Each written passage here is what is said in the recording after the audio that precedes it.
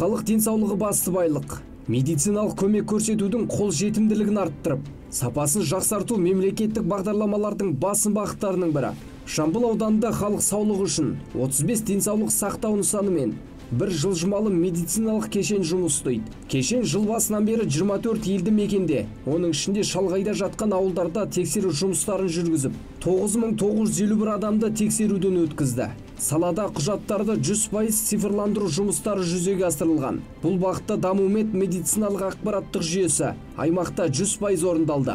Аталған жүйеге ПАКС қосымшасы да енгізілді. Бұл арқылы азаматтардың регионологиялық кескіндері бірден электронды паспортқа еніп, ауруды анықтауда 2 есеге жылдамдатпақ. Айта кету керек, 2021 жылы облыста 3 үздік тәжірибе орталығы ашылған еді. Соның бірі аудандық орталық ауруханасы базасында орналасқан. Орталықтың мақсаты учаскелік дәрігерлер мен медбике, әлеуметтік қызметкер, психолог арасындағы командалық бірлескен жұмысты ұйымдастыру болып табылады. Ол өз кезегінде нәтижесін беріп, биыл Айша Бибі дәрігерлік амбулаториясынан да үздік тәжірибе орталығының филиалы ашылды. Сонымен қатар аудандық ауруханада кислородтық магистралі іске қосылды. Ауыл тұрғындарына сапалы медициналық қызметтің қол жетімділігін арттыру үшін Қаракемер ауылында толық заманауи медициналық қажеттілікпен жабдықталған жаңа дәрігерлік амбулатория соғылып, ел игілігіне берілсе.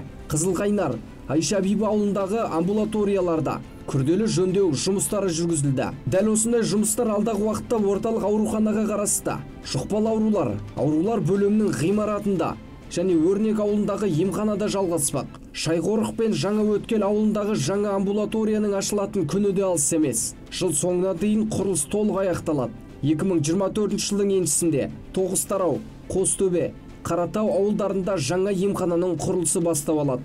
Нәтижесінде 2022-2023 жылдар аудан бойынша халықтың табиғи өсімі 1000 тұрғынға шаққанда 9,1, ал туу көрсеткіші 11,8%-ды құрайды. Сонымен қатар ауданда ана өлімі тіркелген жоқ. Денсаулық сақтау ұйымдарында 881 медициналық қызметкер, 69 дәрігер еңбек етеді. Соңғы 3 жылда 16 жас маман келіп, оларға мемлекеттік қолдау шаралары көрсетілді.